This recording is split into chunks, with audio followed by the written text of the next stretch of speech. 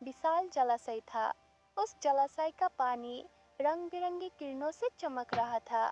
अचानक ठंडी हवा चलने लगी और कुछ ही पल में उस जलाशय के किनारे रंग बिरंगी रोशनी से एक सफेद सोने का हंस प्रकट हो गया। उसके प्रकट होते ही जलाशय के किनारे एक अत्यंत सुंदर कमल का पुष्प उगाया। दूर से राज्य का मंत्री यह दृश्य देख रहा था। अरे, ये तो वही जादुई जलाशय है। सुना था कि इसके किनारे हर 100 वर्ष बाद एक जादुई कमल का पुष्प खिलता है और उस पुष्प के साथ एक सोने का हंस भी प्रकट होता है। हाँ, मैं तो अब तक इन बातों को मजाक समझता था, पर ये तो सत्य निकला। पर आश्चर्य की बात यह है कि इस पुष्प के उगने में अभी 20 वर्ष बाकी थे, पर 20 वर्ष पहले ये कैसे खिल गया? मुझे तुरंत ये बात महाराज को बतानी होगी। हाँ।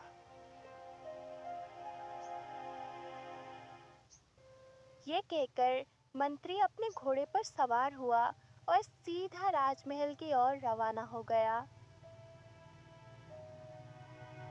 कुछ ही देर में मंत्री राजमहल पहुंच गया। राजा सूरज मंत्री को देखकर मुस्कुराया।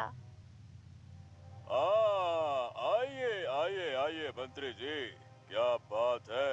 आपके चेहरे से लग रहा है कि आप कोई बहुत ही विचित्र दृश्य देख कर आए हैं। क्यों, आप जंगल की सैर पर गए थे ना? बिल्कुल सही कहा महाराज आपने। मैं आज एक अत्यंत विचित्र दृश्य देखकर आया हूँ। उसी के बारे में तो बताने के लिए मैं भागा भागा आपके पास आया हूँ। अच्छा, तो ठीक है, उस विचित्र दृश्य का वर्णन तुरंत हमारे सामने किया जाए। महाराज, मैं जंगल की सैर कर रहा था। घूमते घूमते मैं जादुई जलाशय तक पहुंच गया। वहां के बारे में बचपन से दंत कथाएं सुनता आया हूँ महाराज, कि हर 100 वर्ष के बाद वहां एक जादुई कमल का पुष्प खिलता है। लेकिन महाराज, मैंने अपनी आंखों से देखा, रंग बिरंगी किरणों से एक सफेद सोने का हंस प्रकट हुआ और बस उसी क्षण जलाशय के किनारे वो जादुई कमल का पुष्प खिल गया। परंतु विचित्र बात तो ये है महाराज कि ये पुष्प तो 100 वर्ष के बाद खिलना चाहिए था, लेकिन ये तो 20 वर्ष पहले ही खिल गया। ओह, ये तो बड़ी विचित्र बात कही तुमने। वैसे हम भी अब तक इसे केवल एक मिथ्या कथा ही समझते थे। महाराज, आप शायद उस जादुई पुष्प के रहस्य को पूरी तरह से नहीं जानते। कहा जाता है कि जो भी उस पुष्प कमल को खा लेता है वो अमर हो जाता है महाराज, अमर। यह सुनकर राजा सूरज चौंक गया और तुरंत खड़ा हो गया। ओहो, तो ठीक है, तुरंत हमें वहां चलना चाहिए। हम भी वो पुष्प को खाएंगे और हमेशा हमेशा के लिए अमर हो जाएंगे और सदैव इस धरती पर शासन करते रहेंगे। चलो। राजा को उत्सुकता देखकर राजकुमार विस्मित रह गया। पिताजी, पिताजी, क्षमा चाहूंगा, लेकिन आप जरा धैर्य रखिए। शायद आपने ये नहीं सुना कि दंत कथाओं के अनुसार कोई भी मनुष्य उस जादुई कमल को तोड़ नहीं पाया। जिसने भी प्रयास किया वो जलकर राख हो गया।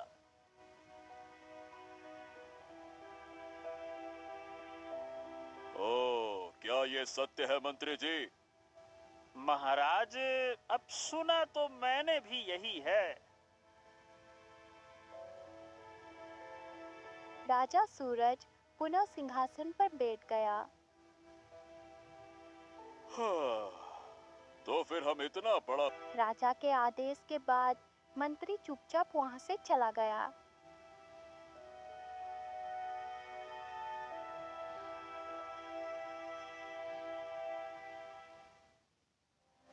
दासपुर गांव में हरिया नाम का एक गरीब किसान अपनी पत्नी बिंदिया के साथ रहता था। एक दिन हरिया खेत में काम कर रहा था तभी रोती हुई बिंदिया वहां आ पहुंची।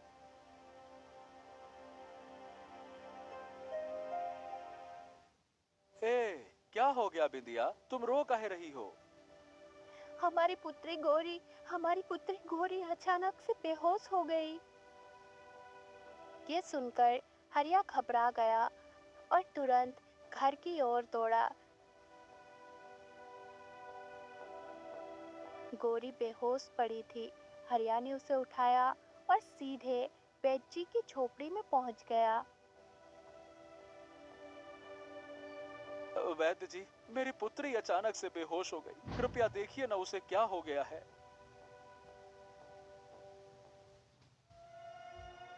वैद्य जी ने गौरी की जांच